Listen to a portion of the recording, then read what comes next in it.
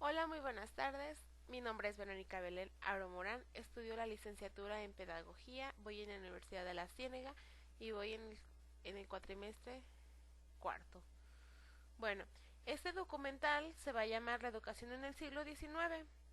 Y aquí vamos a ver las escuelas lancasterianas, primera y segunda enseñanza, enseñanza superior, Escuela Nacional Preparatoria, los pensadores, el porfiriato, Escuela Modelo de Orizaba, Constitución de 1917, la enseñanza rural, técnica y universitaria. Espero que sea de su agrado y vamos a comenzar. Desde los inicios de la prehistoria no había escuela, los papás eran los que enseñaban a sus hijos. Ellos los enseñaban el labor del campo, entre otras cosas. Las mujeres eran educadas por sus madres, quienes les enseñaban las tareas del lugar y las preparaban para el matrimonio. Los hombres eran educados por sus padres, practicaban tareas de agricultura, pesca y caza, entre otras cosas. A través de los años la educación fue evolucionando y se formaron las primeras escuelas. Solo los hombres nobles podían aprender en una especie de monasterio donde vivían hasta el matrimonio. La educación se volvió de carácter religioso y militar y se dividió en estatus sociales. Para los hombres existía el Calmelcac, que eran las escuelas para los hijos de los nobles. Se les enseñaba para ser sacerdotes, jueces, maestros o gobernantes y otras ciencias. Los guerreros de la élite y en el Tepochcali educaban a los niños del pueblo desde los 15 años para servir a su comunidad y para la guerra. En el Caucayi se les enseñaba danza y canto. Y todo esto sucede para llegar a la escuela lancasteriana, donde ya vamos a ver más adelante su evolución, todo sobre eso y los distintos temas que ya se han dado. Las escuelas lancasterianas. Se funda en 1822 por Joseph Lancaster con el fin de atender las escuelas pobres y ofrecer educación primaria, donde los alumnos más avanzados enseñaban a sus compañeros, el método llamado sistema de enseñanza mutua. Un solo maestro podía enseñar de 200 a 1000 niños, preparándolos previamente a los niños más avanzados o más listos, quienes a su vez atendían a pequeños grupos de niños de acuerdo al tema. Aparecen varias escuelas de enseñanza mutua en toda la nación y al ser muy reconocida este tipo de enseñanza, el gobierno de 1842 entrega a esta compañía la dirección de la instrucción pública de toda la nación. En 1822, todas las escuelas de la Ciudad de México utilizaron este método de enseñanza. 71 primarias de gobierno, 3 particulares, 2 conventos, siendo declarado el método oficial. El niño acudía a la escuela por la mañana y por la tarde era sujeto a una estricta disciplina, castigos y premios. En mesa con más de 10 niños se colocaban en un telégrafo o palo de madera que decía el número de clase a tomar y por otro lado el número de examen. Aparte del pizarrón y los pupitres había buffets para los monitores del orden, un sánscrito de madera y alrededor de 4 grandes carteles para la enseñanza de la lectura y la aritmética. Cada grupo de 10 niños tenían su monitor y de acuerdo a un horario se enseñaban las lecciones de escritura, lectura, aritmética y doctrina cristiana, y los monitores eran supervisados directamente por el profesor. Por la mañana se formaban y se les supervisaba el aseo de manos, pies, uñas, ropa, dientes, entre otras cosas. La disciplina era casi militar, obedecían ampliamente al monitor, al iniciar la clase elevaban plegarias al Ser Supremo. Las 5 clases primeras eran para el aprendizaje de escritura en el pizarrón, los ejercicios eran dictados por el monitor, palabras de 1 o 5 sílabas. Y para escribir se usaban plumas de ave previamente preparadas por el maestro o el director. Otra forma de enseñar eran los semicírculos con un puntero de otate en el monitor. Enseñaba las letras, sílabas y lectura escritas en el cartel donde los niños de la primera clase aprendían a reconocer y a pronunciar las letras del alfabeto. Se formaban en semicírculo. Primero las mayúsculas y luego las minúsculas, método lancasteriano de silabeo. En las siguientes clases todos leían palabras y oraciones de los carteles y los más avanzados leían libros como el libro segundo de la Academia, entre otros.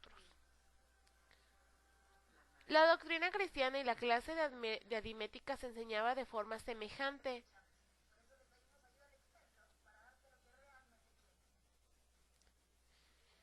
Y pues ya, para terminar, como el futuro docente que ello puede retomar para impartir clases en educación media, primaria o preescolar, intégrense por parejas y en los minutos discutan en clase o fuera y regresen para socializarlo. Primera, segunda, enseñanza. Durante la época colonial, los estudios menores o de primera letra se impartieron en la casa de los alumnos con algún maestro contratado, ex profesor o en escuelas de diversas índole, supervisadas en su mayoría por el cabildo civil mediante el control que ejercía sobre el gremio de maestros. Pero fuese en la casa o en escuela, los niños aprendían además de las doctrinas cristianas los rudimientos para hablar, leer y escribir en latín, entre los 4 y 10 o 12 años. Al dominar estos principios podían ingresar a los colegios, instituciones donde vivían a veces y se impartían los estudios mayores de educación superior, comenzando por los cursos de gramática, cuyo propósito era mejorar y enriquecer los conocimientos adquiridos del latín. También los preparaban para hacer sus estudios universitarios, dirigidos a familias de los grandes y medianos propietarios, profesionalistas, liberales y artesanos, ricos, funcionales del gobierno y el clero. Cuando en 1823 Antonio López de Santa Anna fue electo presidente de la República, Gómez Farías ocupó la vicepresidencia. Santa Anna poseía una enorme ambición por el poder. En cambio, Gómez Farías tenía una sola idea: lograr que México tuviera un gobierno que respetara la libertad de los individuos y la igualdad para todos. Transcurridos pocos meses de haber ocupado la presidencia, Santa Anna pidió permiso al Congreso para ausentarse, quedando Valentín como presidente interino. Con la ayuda de algunos colaboradores y, sobre todo, de su amigo José María Luis Mora, elaboró un conjunto de leyes y decretó que, en resumen, contenía las siguientes ideas: permitir la libertad del pensamiento y expresión, prohibir al clero y ejército intervenir en asuntos de política y destituir a los militares que se hubiesen pronunciado en contra del gobierno, clausurar la Universidad Pontificia porque en esa se concentraba un grupo contrario a las ideas de México, independiente y democrático, y reemplazarla por una dirección de institución pública que se encargara de todo lo relativo a la educación de los mexicanos. Para extender la educación propuso asimismo la apertura de las escuelas nocturnas para que un mayor número de jóvenes tuvieran la oportunidad de aprender y la creación de escuelas normales para maestros. La desamortización de los bienes de la Iglesia. Valentín Gómez Farías fue atacado durante e incluso algunos lugares de la República. Hubo levantamientos armados alentados por ciertos grupos que estaban en desacuerdo con él y sus enemigos llegaron a apodarlo Gómez Furias. El 5 de julio de 1858, en México, Distrito Federal, muere Valentín Gómez Farías.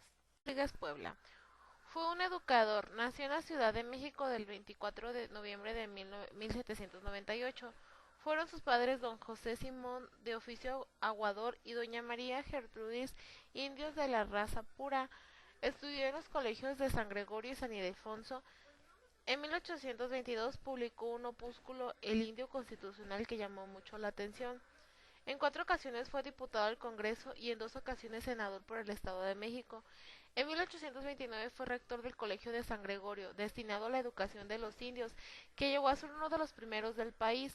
Rodríguez Puebla introdujo nuevas cátedras, modernizó los textos, escogió autores y estableció nuevas disciplinas. Rodríguez Puebla fue siempre liberal y progresista. Cuando la invasión americana ayudó a la defensa, junto con sus alumnos, participando con la fortificación y lucha del Peñón. Fue detenido en gran desestima en su tiempo. Murió en la Ciudad de México el 31 de octubre de 1848. Sus grandes méritos lo adquirió como benemérito de la instrucción pública. Gabino Barreda. Gabino Barreda elaboró la Instrucción Pública de 1867, por orden de Benito Juárez, llamada Libertad, Orden y Progreso. Asimismo, la educación intelectual, basada en el positivismo, ni iglesia ni ciencia, estudiaban disciplinas, los hacían intelectuales. Se basaba en el positivismo, enseñaban ciencias abstractas como física y la astrología, puros hechos comprobables. También asimismo aplicó el método conductista para enseñarles algo. El maestro deseaba hacer de los alumnos hombres útiles a la patria, a la sociedad y a sí mismos. Barreda se retiró de la dirección de la Escuela Nacional Preparatoria de la Ciudad de México en 1878, pero para entonces la institución se encontraba estable y fuerte. Gabino Barreda falleció el 20 de marzo de 1881 en la Ciudad de México. Vidal Alcocer. Fue el primer maestro de los pobres. No le importó tener algún beneficio económico por ayudar a los pobres. Fundó la primera escuela de beneficencia de México independiente. Fundó La Pradera. Reunió a los niños en el cubo de la torre de la parroquia de La Palma. También hizo las instrucciones de primaria. Favorecidos eran los hijos de los recaudadoras, curtidores, carniceros y gente de oficios humildes. 30 y tantas escuelas en los barrios más desentendidos. También se encargó de proteger la enseñanza de la niñez absolutamente pobre. 71 escuelas primarias gratuitas, 11 por la Sociedad Lancasterianas, 17 a cargo de la Sociedad de Beneficencia fundada por Vidal Alcocer. Murió en la Ciudad de México en 1860. La educación en el Porfiriato. 30 años de un solo régimen era el sueño de una nación que había sufrido medio siglo de guerras, pobreza y desilusión. La edad apacible dio pie para que la modernidad invadiera la geografía, las actitudes y los modos de pensar. El sonado progreso era un síntoma elevador de que México dejaba atrás la huella inexorable del pasado. El optimismo de las primeras décadas hizo posible que el país en el campo de la educación viviera por algún tiempo la dicha pródiga, la ideal utópico de alfabetizar a toda la población. Desde los inicios, el perfil que marcó el gobierno era proporcionar una instrucción elemental obligatoria para todos. La democracia educativa era una meta lejana, pero posible. En 1906, Ricardo García Granados, al analizar la Constitución del 57, sostenía que el error de los legisladores mexicanos estaba en considerar las cosas no como son, sino como deberían de ser a su juicio, es decir, se basaba en una realidad idealizada. Esta tesis puede aplicarse a las leyes educativas durante el Porfiriato. La educación tuvo sus triunfos en calidad, no en cantidad. Un número relativo más de niños fueron a las escuelas, pero el índice de alfabetismo apenas aumentó. México formaba un país de contraste. La unidad política que logró Porfirio Díaz se traducía en una unidad educativa en el sentido de que la instrucción básica uniforme uniría a todos los mexicanos y desaparecería la anarquía mental prevaleciente en las épocas anteriores. Si todos los mexicanos aprenden lo mismo, afirmaba Porfirio Díaz, tendrá que actuar de la misma manera.